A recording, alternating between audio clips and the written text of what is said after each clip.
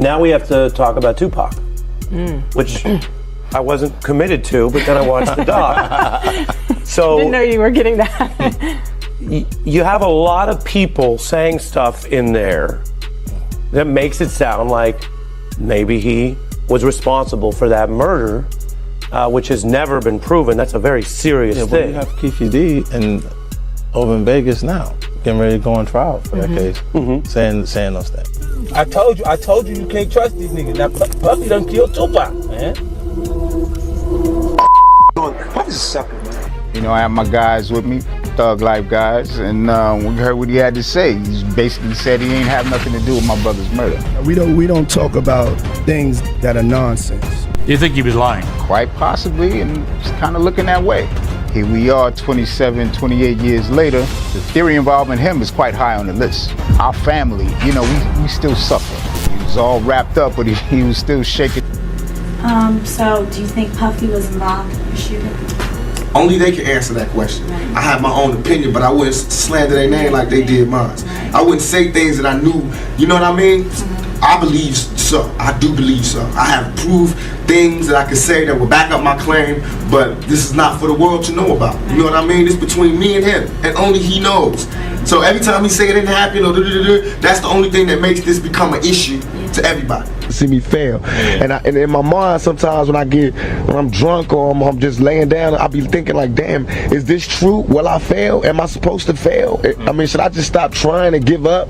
But then I'll be like, nah, hold on, that's exactly what they waiting for me to do, is to just say this is too much, I can't take it and give up. So now it's a fun little game that I cry at sometimes, I laugh at sometimes, I smile, I have good times and bad times, but it's a game. It's this game of life. Do I win or do Netflix's newest documentary series gives a strong and direct look at Tupac Shakur's life and tragic death, without wasting time or softening the harder parts of the story. The series brings fresh attention back to the questions surrounding Diddy, not by making direct claims, but by looking at the pressure, rivalries, and cultural tension that shaped that era. By focusing on the unanswered questions and the long-term effect of those events, the documentary delivers a powerful and intense view of one of the most talked about mysteries in music history. And it's kind of looking that way. Here we are 27, 28 years later. The theory involving him is quite high on the list. Our family, you know, we still suffer. He was all wrapped up, but he was still shaking the bed. He really wanted to tell me something. I'm assuming it was something that had to do with the hit. I get the feeling quite strongly that you don't believe Diddy. I don't think you believe a word of it. It seems like he got a whole bunch of power, like absolute power. Absolute power corrupts absolutely. Heavy is the head that wears the crown. What's your message to Sean Combs? Tupac Shakur was American hip-hop's brightest light until he was shot 4 times in a drive-by attack in 1996. His death shocked the world, and Tupac's legend has only grown since his murder, along with the fever speculation about who planned it, who ordered it, and who did it. For 27 years, it was one of America's highest-profile unsolved crimes, until finally, a year ago, Dwayne Keefe D. Davis was charged. He'd bragged about being inside the Cadillac from which the fatal shots were fired, albeit not by him, and awaits trial as the last surviving suspect. But there are many unanswered questions and a tangled web of claims embroidering notorious figures and an infamous East Coast-West Coast gang rivalry. Many people speculate that this web entangles P. Diddy. Sean Combs is, of course, facing trial on a battery of charges, including sex trafficking and racketeering. With his alleged crimes under the spotlight, members of Tupac's family have this week hired an investigator to examine the links between Diddy and the murder. And joining me now is Tupac Shakur's brother, Mopreme. Well, Mopreme, thank you very much indeed for joining me. Good afternoon, good morning, good evening. I don't know what time it is there. It's like early evening in the UK. Are you in LA? Currently. Yeah. Shout out to all of my people across the pond. Well, it's great to have you here on Uncensored. Be very keen to talk to you because obviously a lot has happened to P. Diddy in recent weeks. He's now languishing in prison. Let me start first of all, your reaction to what's happened to him. In Sean Combs' The Reckoning, the filmmakers look back at how Diddy climbed to the top of hip-hop, showing the drive, power, and influence that shaped his name long before his recent legal problems became public. The series also explores his tense and complicated connection with Tupac Shakur, using memories shared by Tupac's cousin, William Lassane, while placing both men inside the heated East Coast and West Coast conflict. Through personal accounts, the documentary shows the pressure, changing alliances, and growing tension around both music legends, explaining how those cultural battles helped fuel years of rumors and still affect the unanswered questions surrounding Tupac's 1996 murder in Las Vegas. Favorite thing about 50 Cent's Netflix Diddy documentary is how he built a timeline off of this information. And one of my favorite parts of this documentary is them really getting into the timeline of events when it comes to Tupac and Biggie. And it really gives us a lot of perspective from people that were close to the situation, and a lot of people allege in this documentary that they believe that Diddy was very jealous of Tupac. And they pretty much go through everything from the quad incident and Tupac believing that Puffy was behind it, like he said in the Vibe interview. And they lay out this whole timeline of the downfall happening perfectly, in my opinion. We are even hearing from Greg Kading, the detective that worked on Tupac and Biggie's case in this documentary. He is the investigator that did that proffer agreement with Keefe D way back in 2008, where Keefe D alleged that Diddy tried to offer him $1 million to take out Tupac and Suge Knight. And Tupac's trial with Keefe D is coming up very soon in early 2026. And we know that Diddy's name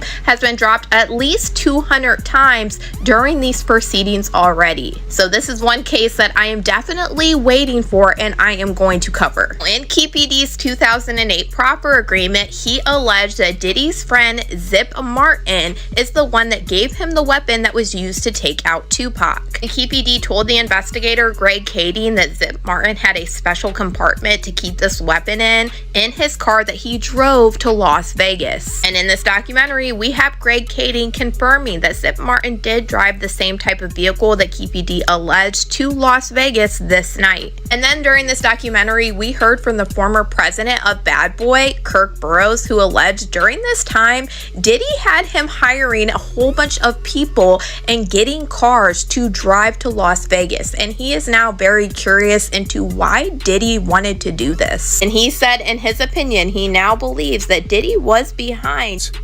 You know, there was the rumor that after Pac got killed, Puffy gave Zip $1 million that was supposed to be handed over, and Zip ended up keeping it. And I remember when I interviewed TK Kirkland, who was actually roommates with Zip at one point. They were that close. He actually said, yeah. The feds said that too. He said that shit actually happened. Well, the story that has circulated was that after Tupac got killed, Puffy allegedly gave the money. I heard to Zip. Yes. And Zip was supposed to give the money to Keefe and them. Yes. But he never gave the money to him. But thank God he never gave him the money, right? Think about it. If he gave the money, Puffy would be in prison now, money for hire, a murder for hire. So thank God. It's just a true story. I'm not saying yes or no, but if he would have gave... William Lassane spoke honestly about the strain between the two artists, saying the tension was serious, long-running, and fueled by growing pressure as Tupac Shakur's power and independence kept rising. He suggested that Diddy may have felt tested by that change. But instead of directly blaming anyone, Lassane urged people to look at the bigger picture around the 1994 New York shooting. He pointed out that the situation was confusing, moving quickly, and not fully clear to everyone at the time. Gene Deal shared a similar view, saying the pressure and competition between the artists were extremely high.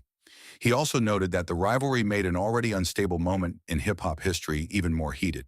It had been a murder for hire, and Puffy would be locked up. Yeah, they said he's a dirty motherfucker. Yeah, and he even said that, like, in retrospect, that was probably the best thing that could have ever happened to Puffy.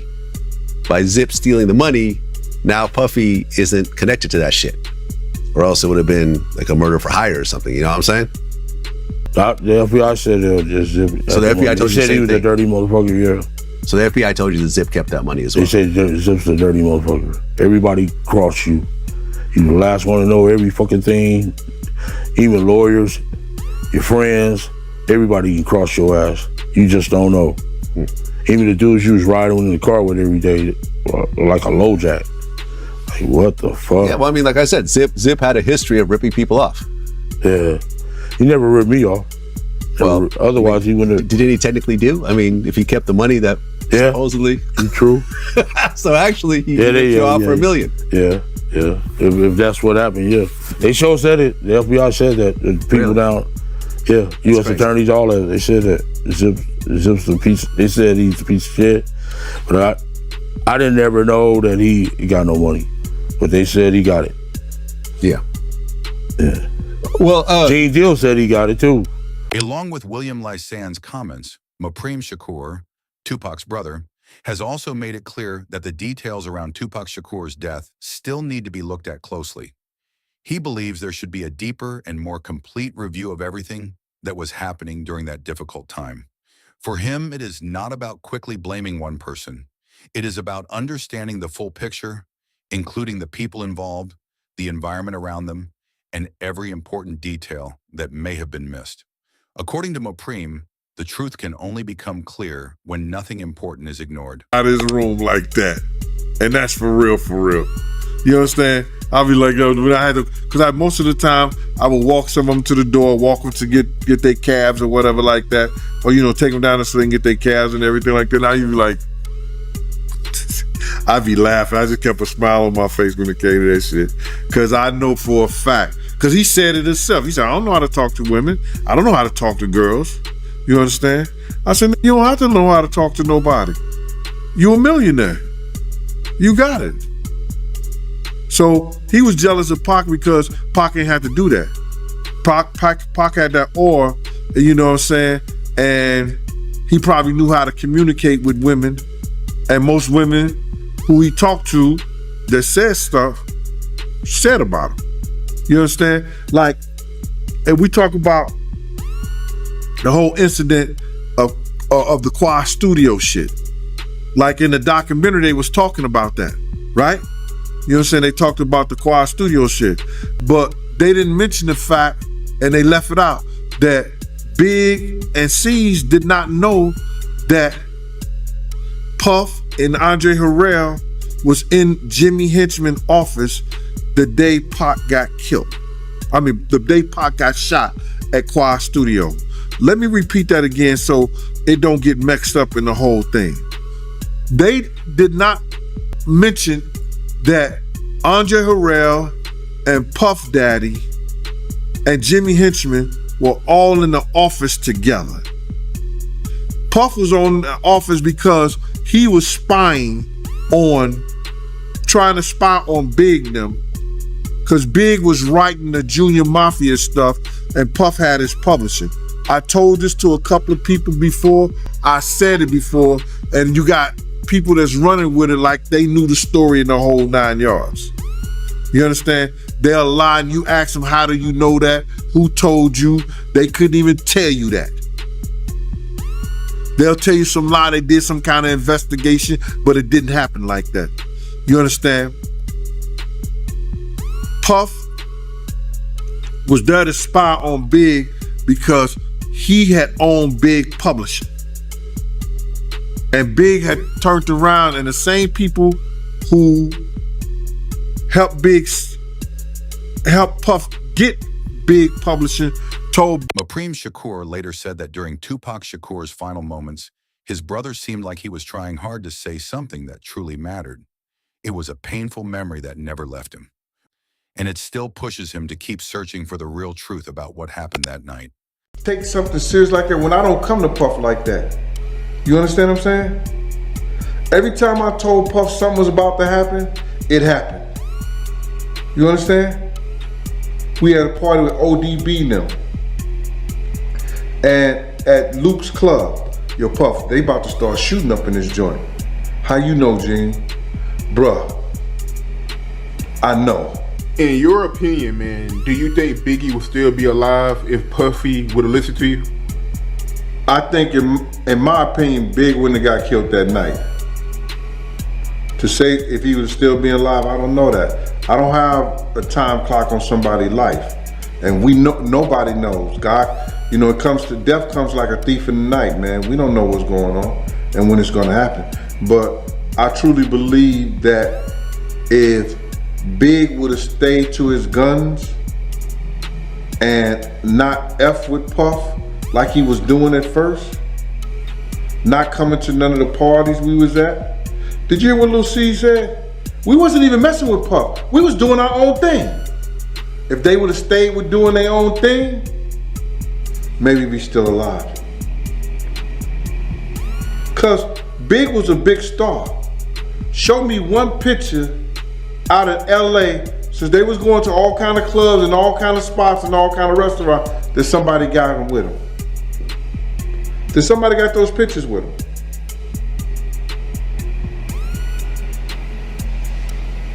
Have you seen any? Only place you seen them was at Sway, the radio stations, right? The video shoot. Where all the other places with all the other pictures? That one time in the mall. But they was out there 2 months, going to all the stations and everything. See, I think that what we're looking at is this, is that two men with two great egos that got all the money in the world. Now see, Suge had the blueprint. Kirk Burroughs later looked back and felt the growing tension between Tupac Shakur and Diddy may have played a much bigger role in the chaos of that time than he first realized. William Lassane shared a similar view, saying the pressure kept building as Diddy put more attention on the fast rise of the Notorious B.I.G., while Tupac continued moving in his own bold and independent direction. Those different goals helped create a heated and competitive environment, one that eventually led to Tupac's 1994 visit to Quad Recording Studios. That night, he was brutally attacked in an incident that became one of the most talked about moments in hip-hop history. Even though other people were reportedly inside the building and were never connected to the crime, Tupac's later doubts and discomfort kept the debate alive for decades. Puff wanted that part too. He auditioned for that part too. You understand? People may not tell y'all that, but he auditioned for that part too. So, you know, he wanted, and then you gotta see, like, you could just go tell that the drugs had his mind so messed up, whereas that he started thinking he was Tupac. For instance, did you see that Grammy speech he did? I mean, I've seen quite a few speeches from Diddy. I don't remember. Hey, listen to the verbiage in there. He's saying the same stuff Pac was saying. Oh, wow. The same, okay. The same, if people go back, he's saying the same stuff with Pac. Why? Why? It's crazy. You know what I'm saying? He did have he disliked Pac, but he also loved him in certain things. It's a strange, weird, it's a strange, weird, I guess, relationship that they had, bro. Yeah, that is crazy, man. Cause I even interviewed Reggie, and like Suge and Diddy were cool too. Even when their beef was going on, I heard they were still communicating and like not. I don't know, man. It was like this weird dynamic that they had. Y'all thought it was an East Coast, West Coast war. One day we was in behind a house of blues. You hear me? We was driving through that. We had a reporter in the car. He was either from Billboard or he was from, what's that other big magazine? Rolling Stones. It may have been Rolling Stones. He's in the car with me. Riz is on the driver's side. Riz is on the passenger side in the back. The reporter's in the middle. I'm on the driver's side in the back. You got Kenny driving, Puff is in the front. We see Suge and Tupac, right? Pac is in a white Rolls Royce convertible. Suge is in a red Rolls Royce convertible. Diddy has always denied having any connection to the attack at Quad Recording Studios. He has maintained that neither he nor the Notorious B.I.G. played any role in what happened. On the other side, Gene Deal has described that moment as a sign of the heavy pressure, tension, and rivalries surrounding that era. By placing these different views next to each other, the series shows just how complicated 1990s hip-hop really was. It highlights how ambition, competition, and loyalty all crashed together, helping shape one of the most discussed and debated chapters in the history of the genre. Like it's like like the Twilight Zone, because it's like some evil, unstoppable shit that it just won't let me go. It's just got his hands on me and it just want to see me fail. And in my mind, sometimes when I'm drunk or I'm just laying down, I'll be thinking like, damn, is this true? Will I fail? Am I supposed to fail? I mean, should I just stop trying and give up? But then I'll be like, nah, hold on, that's exactly what they waiting for me to do. Is to just say this is too much, I can't take it and give up. So now it's a fun little game that I cry at sometimes, I laugh at sometimes, I smile. I have good times and bad times, but it's a game. It's this game of life. Do I win or do I lose? I know one day they're gonna shut the game down, but I have to have as much fun and get around the board as many times as I can before it's my turn to leave. That's for real. And that's it. That's for real. We chilling with Tupac right now. We're gonna come back with some more Tupac. We just lounging in this trailer.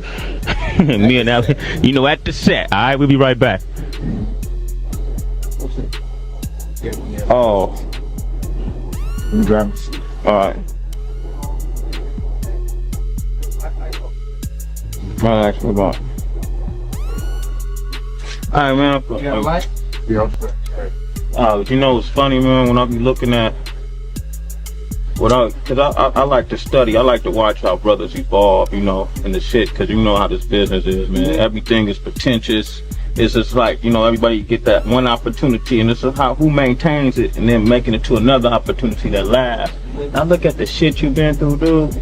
You know, I sit and think about it. It's been career ending shit. Yeah. Shit that the next nigga, I mean, I done had problems with the IRS, the police, the feds, government, raid. I mean, everything that they end your career. That's how you know somebody's trying to end my career. Get you. You know, these are not coincidences. Yeah. I mean, because I've been on probation for shit the niggas get turned loose on. You know what I mean? I went to jail for that year, not for rape, but for touching her ass. Sexually, they couldn't even get me on shit, but touching her ass. And they put you in jail for, and I'm sitting there thinking. And you know, if I go to any club, every bitch in there is grabbing me and touching me. And I went to jail for doing the same thing. And I didn't even do that. I mean, I'm saying in a mix of sex, you gonna touch her.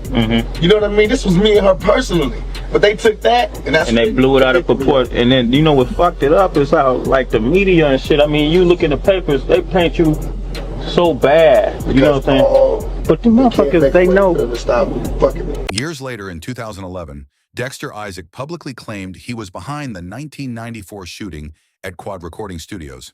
He said the attack was allegedly done on orders from a major figure in the music industry, who was also reportedly there at the time.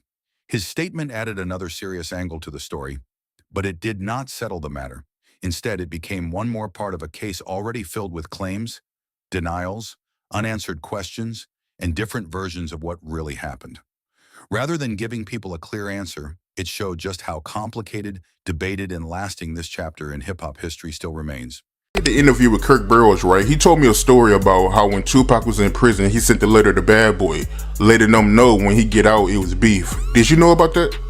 I knew about the letter, but I didn't know about the content of it. You understand? See, you gotta realize, Pac had people like Jada Pickett, Jasmine Guy, and it was somebody else. They was going around trying to collect money to get Pac out of jail. Nobody from Bad Boy gave up a dime. Nobody from Big Camp gave up a dime. But Big told me himself, he said, man, I was broke, I ain't had no money. I was like, yo, nigga, nobody tell you to do a show or something? You get the door? He didn't think about it. He didn't have any guidance on that. So what got back to you when it came to the letter, even though you didn't know what the letter was about? But at that time when Tupac sent the letter to Bad Boy, what word got back to you about the letter? Or did Puffy and Kirk Burrows keep it under wraps? Just take me back, man, to real time when it came to that.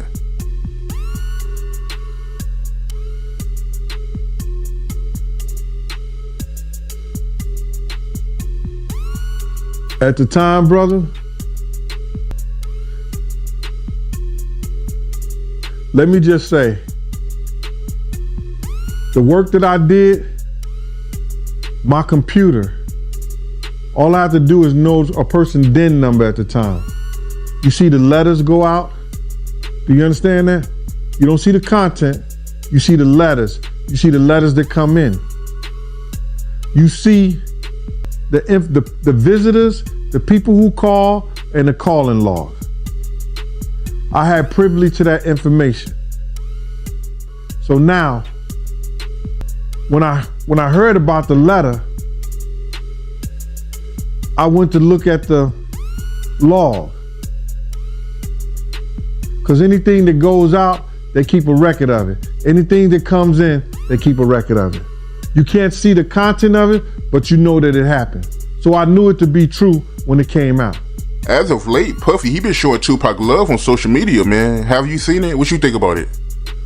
Phony and bologna on a pickle sandwich. You want me to say it again? Huh? It's phonier than bologna on a pickle sandwich. Yes, he did idolize Tupac. We all knew that. We knew that about some of the speeches he said. He said the same shit that came out of Pac's mouth.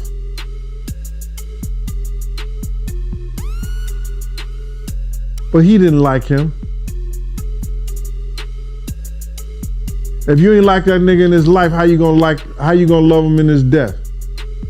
Oh, you glad to see the nigga dead now. All right, okay. That's a very strong word to use, man. So you feel like Puffy, he idolized Tupac, and you really believe that? Yeah, he idolized that dude. You gonna go and make it your business, I don't know, to sleep with every chick that he slept with? Or maybe the chicks was just making the rounds. I don't know.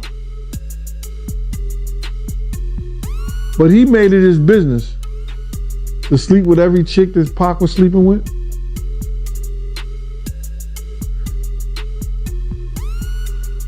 Pac was the first one that came out with that yellow and black Versace shirt. What Puff go do? I want that same shirt right there.